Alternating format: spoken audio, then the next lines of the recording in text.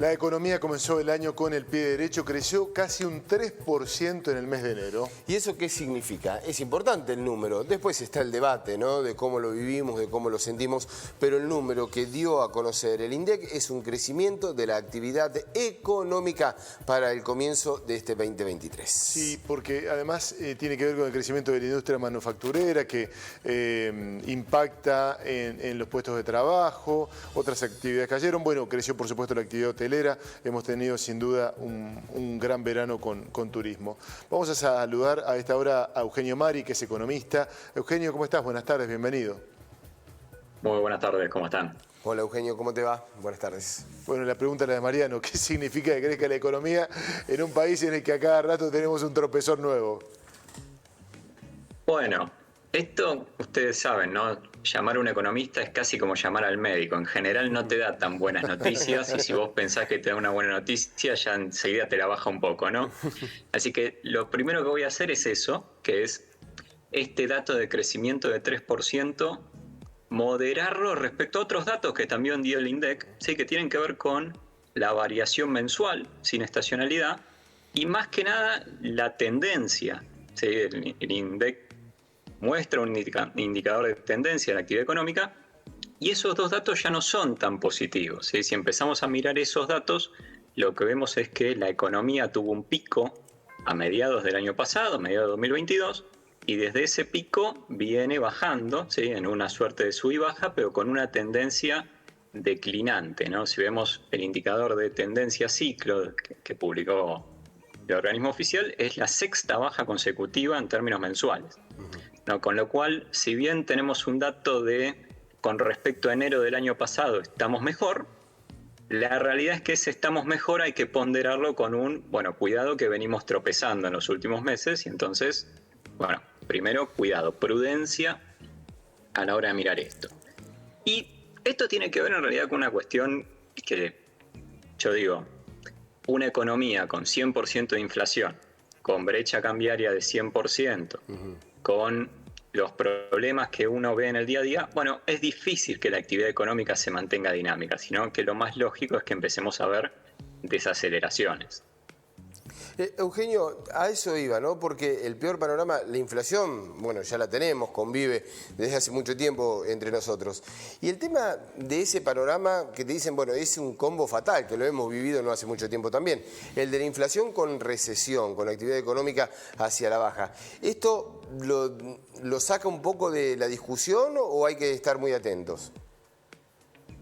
No, al contrario, como decía, este año Argentina es probablemente el año en que vamos a ver la peor combinación entre inflación y recesión desde 1990, ¿sí? Desde la última hiperinflación.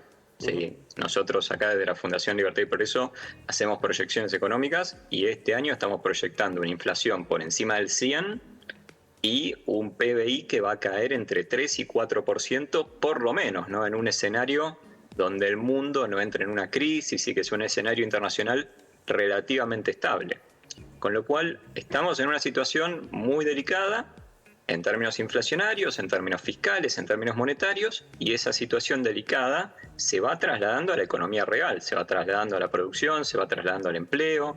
¿Sí? Lo estamos viendo, por ejemplo, el último año, lo que fue el crecimiento del empleo informal, caída del salario. Son todos indicadores que nos están dando cuenta de una economía que ya en términos, ya no solo inflacionarios, sino en términos de la actividad real, empieza a tambalearse.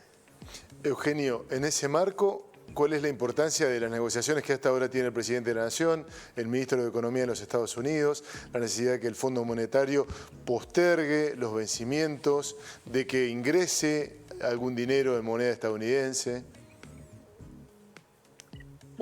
Acá este es el gran dilema que está enfrentando el gobierno, ¿no? Hoy tenemos un Estado que tiene déficit fiscal y que la realidad es que tiene los mercados internacionales de deuda privada ya cerrados y los mercados locales de deuda también se le van cerrando, ¿sí? Básicamente porque estamos agotando los recursos disponibles.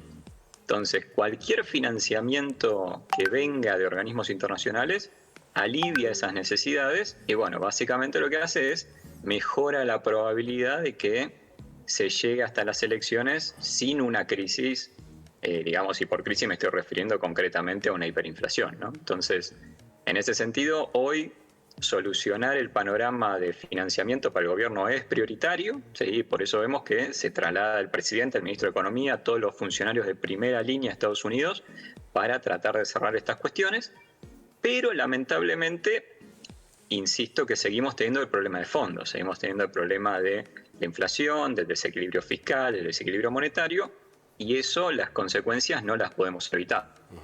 Eugenio, recién escuchábamos en la exposición que hizo, bueno, larga por cierto, de distintos temas, pero Agustín Rossi en Diputados y habló de inflación y la justificaba con el acuerdo con el Fondo Monetario Internacional, acordado con el gobierno anterior, por la guerra, por la sequía y también, bueno, por las distintas circunstancias que él está atravesando. ¿Hay alguna posibilidad de revertirlo con alguna receta casera que se pueda hacer desde aquí o es inevitable?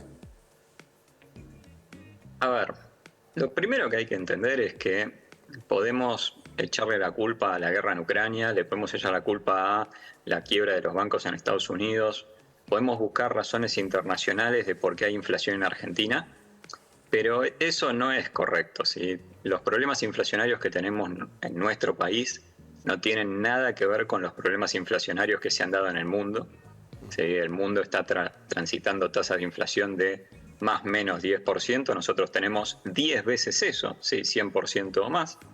Entonces, la realidad es que hay que buscar las explicaciones por otro lado, y ese otro lado tiene que ver con lo que está haciendo el Banco Central, ¿no? Porque cuando nosotros hablamos de inflación, nosotros muchas veces la planteamos como la suba generalizada de precios, y todos los precios suben.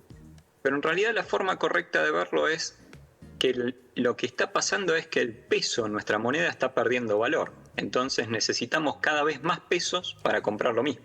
Sí. Y si lo empezamos a pensar así y queremos entender, bueno, de dónde está pasando esta inflación, bueno, tenemos que buscar quién es el administrador de los pesos. Y el administrador de los pesos ahí está muy claro, es el Banco Central de la República Argentina. Entonces, si queremos entender por qué tenemos inflación, tenemos que empezar a ver con más detalle qué está haciendo el Banco Central. Y el Banco Central básicamente lo que está haciendo es emitiendo para financiar el gasto público, y esa emisión no tiene respaldo, ¿sí? No está respaldada por dólares, por oro, tampoco queremos los pesos de los argentinos. Entonces, cada peso nuevo que entra al sistema es un peso que nadie quiere, y entonces va depreciando cada vez más nuestra moneda, y bueno, y a eso lo llamamos inflación. Entonces, respondiendo a tu pregunta, ¿hay una solución a la inflación argentina? Claro que la hay, ¿sí? La propia Argentina ha solucionado sus problemas inflacionarios, pero necesitamos dos grandes cosas. Disciplina fiscal, ¿sí? Para no depender del financiamiento monetario, y un Banco Central independiente que se pueda ocupar concretamente de la lucha contra la inflación. Eugenio, gracias por tu tiempo, ha sido muy amable. Por favor, ha sido un gusto. Un abrazo.